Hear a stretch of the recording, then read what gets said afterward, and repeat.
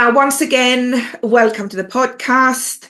For those that might have missed previous episode, Emma is the former Data Protection Commissioner of the Channel Island, and she's now the Chief Commissioner for the DMC. Hello, Emma, and welcome back. Thank you, Christina. Good to be here. In the previous episode, we touched on the lack of knowledge of data protection. And I know that educating children on this topic is very close to your heart. And I wonder if you could share with us how you have tackled this in your commissioner role and your plans to campaign for a wider approach, UK-wide, I mean. So in my previous role as Data Protection Commissioner, one of the requirements in law was to ensure that the regulated community were as engaged and educated as possible, including children. And it's one of those, when you start out with your job, you sit down with the list of things to do. So when the law came in Guernsey in 2018, the small but perfectly formed team that I worked with, we sat down and said, well, what does this look like? Because it's very easy when you have a task of things to do or your job description, you just launch straight in. Right, I've got to do that, get that done today. But we really took time to reflect on what does good look like in this space? What does educating children in data protection actually look like?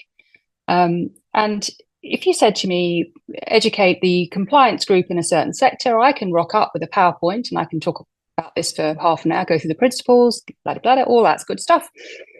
But what does that look like with children? Because if I'd done that to a group of children, they'd have walked out with absolutely nothing. It would not have landed. And, that's okay. But as long as I understand that that's the case, right? So when we were tasked with this back in 2018, we sat down and said, well, we need to be a bit more creative. We need to be a bit more thoughtful about how we engage children. And one of the first things we had to acknowledge is that we didn't have the skills. As senior people in data protection, those skills did not transfer to sitting in a room full of children and saying something that actually made a difference. It's easy to say something, full stop, but to say something that actually made a difference is the key part of that sentence, right? So the first thing we did was to recruit a specialist for a few hours a week. She she's still in post, a teacher. She specialized in special needs. So had a multitude just of fabulous skills in terms of communicating to young people and to children. And we sat down and said, how do we do this? How do we do this well in a way that when those children leave that room, they take something with them? Because that's the task for anybody speaking to anybody else, is that you leave them with something they go away and either think about, they research more, or actively do as a result of coming into contact with you. And she set about, and nothing that's worthwhile is quick. Well, very rarely. If you do something that has longevity, that is meaningful, it takes time, it takes effort. And she set about building a schools program, including writing a children's book for young children, sort of Mr. Men style. Because one of the things that is most impactful for children and young people is stories. And listening to a story and being read a story, it's lovely to connect them with the real world, not the digital world. So to sit down with a little book in their hand and with the illustrations and the text and with a teacher reading to them, it's just a lovely thing for a child.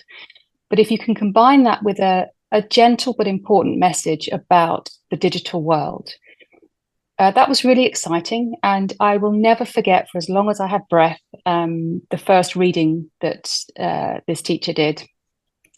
We hovered in the back of the library, out of the way so as not to distract the kids, but she sat down in the library and she read this book to them. And it was one of the most wonderful moments of my professional career, because I could see these 7-year-olds, 8-year-olds listening intently, and really asking good questions afterwards. So I'm not saying this is going to fix the problem. There is a big problem about engagement, about online safety, about empowerment, et cetera, et cetera. We've seen it in the news too often, the terrible situation in certain parts of the online world and young people. But in our small way, in a small island with a small community, we set about saying, well, not only do we need to protect children from some of the harms in the online world, we also need to understand that these are our data protection and privacy professionals of the future.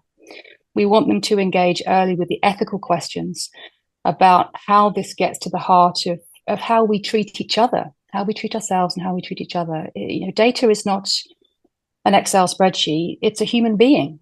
And when a child can engage with that, they approach the whole topic in a different way. And even better if they can go home and have this conversation with their parents and carers and friends, then you can maybe start something that has a bit of momentum. So nothing if not ambitious, Christina. I'd like to see that done. I'd like to see it in the curriculum for every child from very young, not just stories about the horrors.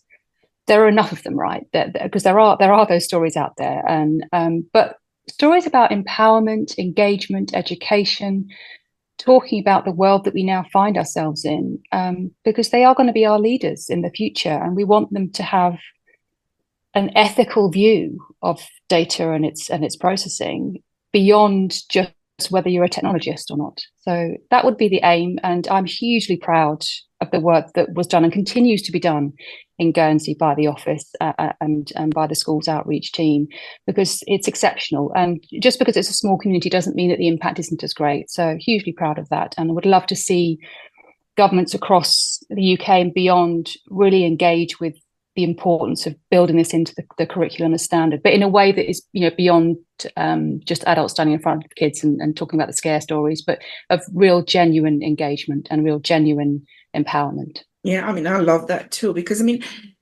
the other thing is that because children and teenagers don't fully understand data, don't fully understand what they're giving away, and so that puts them in danger. And if they are aware of what they're giving away and by doing that, what the consequences could be, they would be much more cautious. There would be their own safeguards. And so education, awareness is the key to all of these. The younger we start to educate them, the better. Like you say, they are our future. And what you guys achieved in the Channel Islands is amazing. So you should really be very proud of what you did, and you and your team. And I would like to see it very much being rolled out across the whole of the UK, because why not? The book is there. There is already a book. So why can't that be reused? You don't have to reinvent the wheel. You've proven that your method works. Reuse it throughout across all of the schools in the UK. To me seems logical and easy, but the power to be might not agree with that. But I really totally support that initiative, because it is important for children's safety and future of our humanity, really. Oh, absolutely. But just a quick point to make, that you talk about the children and young people not fully understanding what happens to their data. I think that what's so interesting about the challenge we face is that they're so good on the tech. They know how to work the tech. What they don't have is an appreciation. Any child won't have an appreciation of the longer term potential harm to them when they grow up. And that's the job of the adult, and that's the job of the government, to put in a regulatory framework that protects them from the harms that they may not be able to comprehend, that they may not be able to articulate, that they may not be able to understand when they're young. So it's not, reading a book is going to fix this problem, but what it does do, it just starts a broader conversation. Because at the minute, I think we've got to be honest, that we've got the social media platforms that are feeding our children some of the most horrific material, because the algorithm is saying so, right? And again, it's nobody setting out to saying let's feed our children this, but it's just that they're given more of what they ask for. So we need to think about the broader picture of potential harms on our children and what that's doing to an entire generation. But again, I go back to, these are our future data leaders. So the earlier that we can engage them in the fact that their data matters. Because at the minute, if you gave a child something of value, a gold bar or a diamond ring, they would understand the value of that. When you talk about data, it's very difficult. It's difficult even for adults to understand the fact that it's an asset, right? But it's a thing. It's because it's not tangible. It's because it's exactly an abstract concept, and that's why it's difficult to associate a value with it. But it does have a value, absolutely.